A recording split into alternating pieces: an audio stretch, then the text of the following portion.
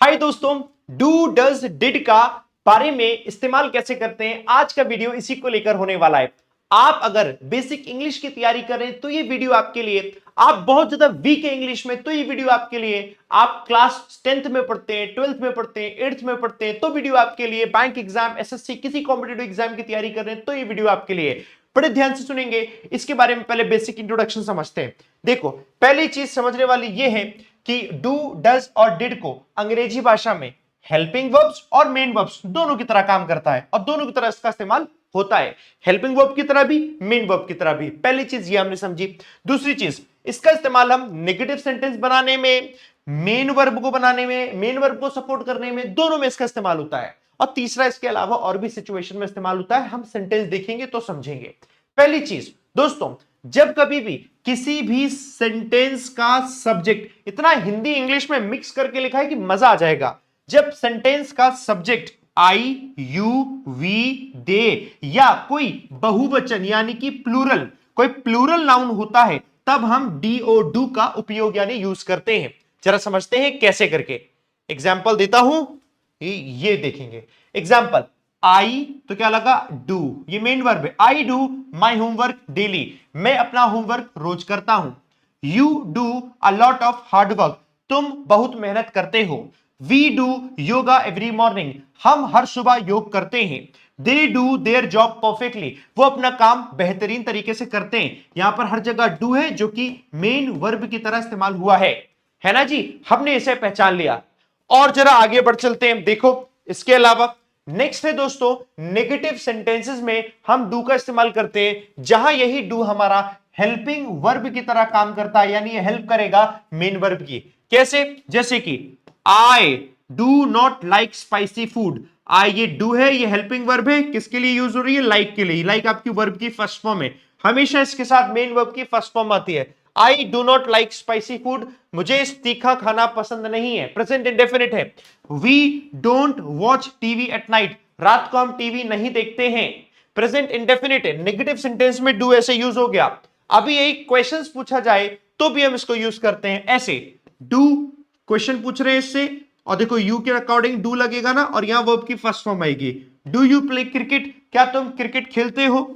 Do you watch TV, क्या तुम TV देखते हो? ये क्या हो गए दोस्तों? जब क्वेश्चंस पूछे जाएंगे तो इस तरीके से दोस्तों इसे बनाएंगे। हमने इसे पहचान लिया। अब और आगे बढ़ चलते हैं। डज का उपयोग कहां करते हैं? प्रेजेंट इंडेफिनिट में डू को भी करते हैं, प्रेजेंट डेफिनेट में दोस्तों डज को भी करते हैं। लेकिन ये तब करेंगे दोस्तों जब कभी भी किसी भी सेंटेंस का सब्जेक्ट ही, शी, इट या कोई एक वचन यानी सिंगुलर नाउन होगा तब हम डीओईएस डज का उपयोग करते हैं। इतनी सिंपल तरीके से लिखा है, आप भूलोगे नहीं। तब हम डज का इस्तेमाल करते हैं। जैसे कि ही ये मेन वर्ब ही है। डज, ही करता है, he does his work sincerely, वह अपना काम ईमानदारी से करता है। ही के चक्कर में डज। ऐसी she does her best in exams, वह परीक्षा में अपना सर्वश्रेष्ठ देती है। ही डज, सर्वश्रेष्ठ करना, देना बात एक ही है। It does not look good, यह अच्छा नहीं दिखता है। तो कहने का मतलब है ये ऐसे सब्जेक्ट है, इट, शी, ही या सिंगुलर नाउन, तो वहां पर डज लगेगा, मेन वर्ब की तरह इस्तेमाल हो गया। पहला एग्जांपल देखा।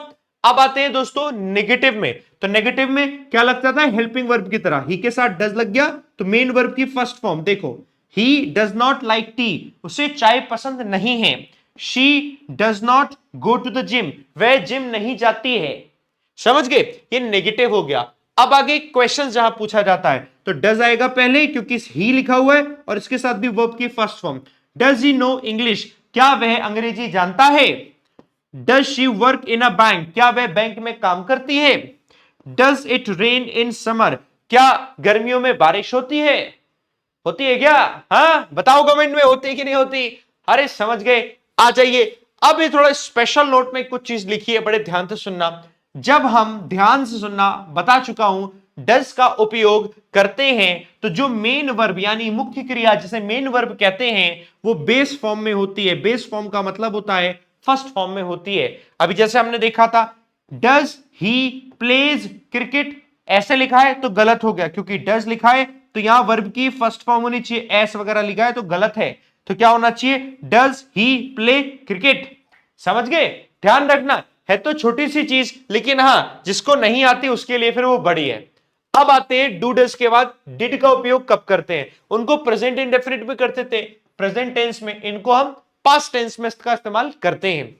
डिड का उपयोग सभी प्रकार के सब्जेक्ट, सारे subjects, I you we he she they it, singular plural, सभी प्रकार के सब्जेक्ट के साथ किया जाता है। इसका किसी भी प्रकार के पास्ट टेंस में इस्तेमाल होता है, तो जहां पास्ट टेंस में इस्तेमाल होगा वहां पर हम दोस्तों डिड को लगाएंगे। एग्जाम्पल से समझेंगे कैसे, जैसे आई डिड, मैंने किया, माई होमवर्क, अपना होमवर्क, यस्टरडे, कल मैंने अपना होमवर्क किया, ऐसे I did my homework yesterday, second form लग गई, सबके साथ डिड लगेगा पास्ट में। She did her best in the competition, उसने कंपटीशन में अपना बेस्ट दिया। They did not go to school, वे स्कूल नहीं गए।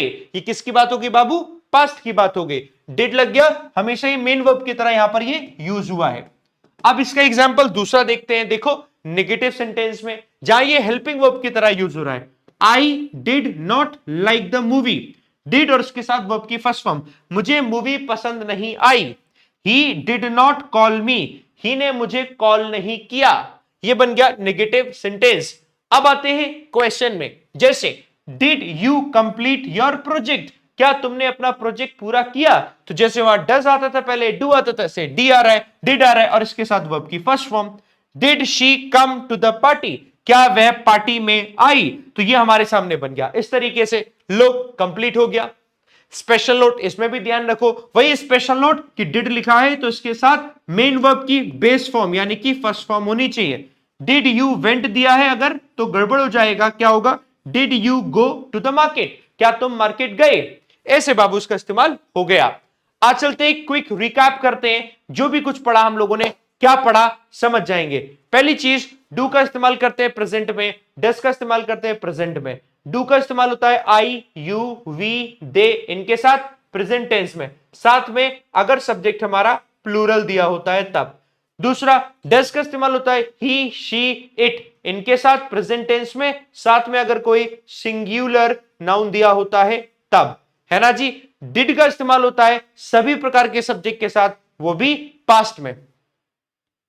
हो गई बात, ये आपके लिए जो बिगिनर है बच्चे उनके लिए वीडियो था, जो बिल्कुल बेसिक से पढ़ना चाहते थे उनके लिए वीडियो था, और अगर आप बेसिक से पढ़ना चाहते हैं तो आप बिल्कुल सही प्लेस पर आए हैं। मैं बैक टू बैक वीडियोस आपको देता जाऊंगा, इसकी पूरी सीरीज बनी हुई है, डिस्क्रिप्शन में जाओ आपको प्लेलिस्ट मिल जाएगा, और बिगिनर्स की पूरी सीरीज है, आप इंग्लिश इस तरीके से सीख जाएंगे। और अगर आप बिगिनर नहीं है, आप वन लेवल अप पढ़ना चाहते हैं, तो वन लेवल अप के लिए अलग क्लासेस चलती हैं। जैसे एसबीआई क्लर्क का पेपर था तो प्रीलिम्स पूरा पढ़ाया, अभी एसबीआई क्लर्क का मेंस चल रहा है तो डेली 1.5 घंटे मेंस पढ़ते हैं, वो हाई लेवल पढ़ रहे हैं। तो जिस लेवल की आप प्रिपरेशन कर रहे हैं उस लेवल की क्लास आप देखिएगा, मैं आपको गारंटी दे रहा हूं आप पूरा का पूरा शानदार तरीके से सीख जाएंगे।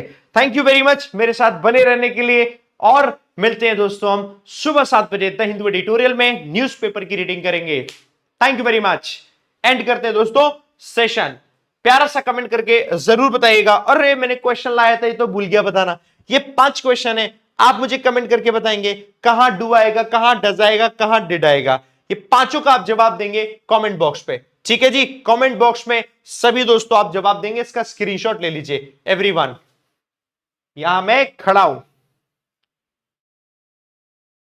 इसका जवाब देंगे कमेंट बॉक्स में सारे के सारे आप लोग, ठीक है जी। चलिए अब करते हैं एंड, हो गया हमारा खत्म। मिलते हैं आपसे दोस्तों अगली वीडियो में, बाकी पीपीटी कैसे लगी ये बताना है। Thank you very much, bye bye, जय हिंद।